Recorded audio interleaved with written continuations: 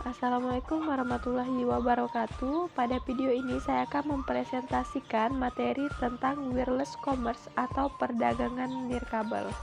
Baiklah, selamat menyaksikan. Wireless commerce atau perdagangan nirkabel ini berupa promosi, pembelian, dan penjualan barang dan jasa melalui jaringan komunikasi data elektronik yang berinteraksi dengan perangkat nirkabel atau seluler. Konsep yang memungkinkan aplikasi dalam perusahaan dan perdagangan untuk pelanggan, mitra, dan karyawan kapan saja dan di mana saja. Perangkat yang dapat digunakan dalam perdagangan nirkabel dapat berupa seperti telepon pintar, telepon genggam, laptop, notebook, maupun perangkat seluler lainnya. Ekonomi nirkabel terbagi dalam 4 lapisan. Lapisan pertama, nirkabel infrastruktur. Lapisan kedua, aplikasi. Lapisan ketiga, perantara. Lapisan keempat, online transaksi yang saling berhubungan satu sama lain. Lapisan pertama terdiri dari penyedia infrastruktur. Lapisan kedua terdiri dari organisasi yang mengembangkan nirkabel aplikasi. Lapisan ketiga terdiri dari organisasi yang menambahkan nilai dalam proses komersial. Lapisan keempat terdiri dari organisasi yang terlibat dalam transaksi perdagangan. Karakteristik nirkabel yang utama adalah interaktivitas di mana-mana. Seperti yang terdapat di dalam gambar, kita dapat berinteraksi di rumah, di mobil, ataupun di kantor. Perangkat nirkabel ini bersifat pribadi, di mana perangkat ini selalu berguna dan tersedia setiap saat pada seseorang. Teknologi nirkabel juga berupa sadar lokasi, yaitu mudah dilacak di mana pengguna secara fisik berada selama perangkat nirkabel masih aktif. 4 faktor yang menjadikan nirkabel sebagai teknologi ideal. Yang pertama, kemampuan menyediakan konten dan layanan yang benar-benar dipersonalisasi dengan melacak identitas pribadi. Yang kedua, kemampuan untuk melacak konsumen di seluruh media dari waktu ke waktu. Yang ketiga, untuk menyediakan konten dan layanan pada saat dibutuhkan. Yang keempat, menyediakan konten dengan karakteristik yang menarik. Pemasaran dalam ruang lingkup nirkabel. Yang pertama, pencarian dengan kenyamanan. Konsumen diberikan kenyamanan oleh teknologi nirkabel yang dapat menghemat waktu dalam pencarian. Yang kedua, informasi di point of sale. Salah satu keunggulan utama teknologi nirkabel adalah penyediaan informasi terkait produk, harga, dan informasi relevan lainnya di tempat penjualan.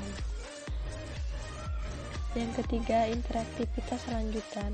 Konsumen dapat melanjutkan interaksi mereka dengan aspek apapun dari aktivitas komersial mereka, seperti mencari informasi, bertukar informasi atau data, dan bertransaksi bisnis. Yang keempat, implikasi riset pemasaran. Dengan menggunakan nirkabel memungkinkan umpan balik seketika dari konsumen saat mereka menggunakan produk atau layanan lokasi dimanapun mereka berada. Teknologi perdagangan nirkabel dibagi menjadi 2. Yang pertama, perangkat klien untuk interaktivitas. Yang kedua, infrastruktur komunikasi.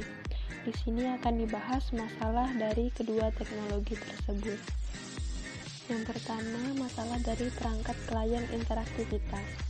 Kegunaan dari perangkat genggam dan telepon yang berbeda dari komputer desktop dan laptop menjadi salah satu masalah karena kebutuhan organisasi untuk menentukan cara terbaik orang menggunakan aplikasi dan mengakses informasi melalui perangkat berbeda. Yang kedua, masalah dari infrastruktur komunikasi terkait teknologi jaringan area, teknologi telekomunikasi, dan masalah teknologi nirkabel lainnya. Keamanan informasi nirkabel menjadi masalah penting dalam perdagangan. Menyangkut masalah privasi harus ditangani seperti data pengenal dan data lokasi yang digunakan. 5. Tantangan masa depan jaringan nirkabel.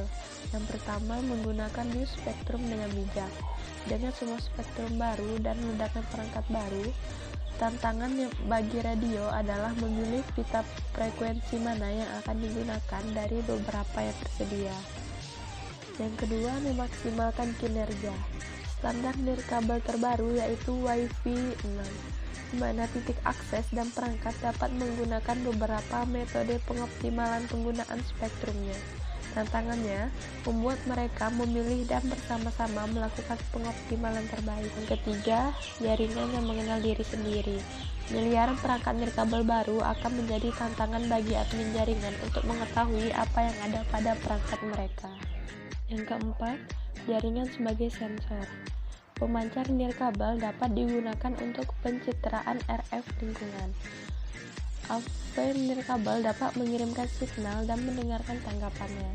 Tantangannya, mencari frekuensi mana yang terbaik untuk pencitraan RF suatu lingkungan. Yang kelima, radio sebagai perangkat lunak. Radio yang menggunakan perangkat lunak dan radio kognitif memungkinkan menambah kemampuan ke sistem nirkabel melalui pembaruan perangkat lunak.